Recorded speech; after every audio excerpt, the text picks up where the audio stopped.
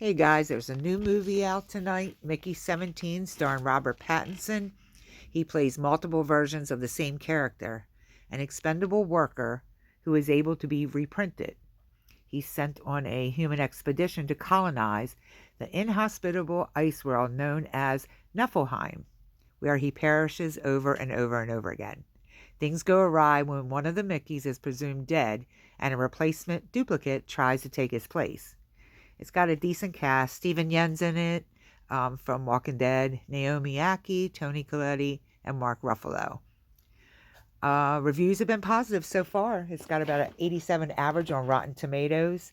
An Empire magazine critic described the movie as such. Like Mickey himself, it's a little goofy and a little inconsistent, but it's also funny, thoughtful, and more plausible than we might like. A charming space oddity for these unusual times. Sounds pretty good. There's not a whole lot of movies out there right now, so it might do well. Let me know what you think. Think it's going to be good or you think it's going to be bad? Comment below. Till next time.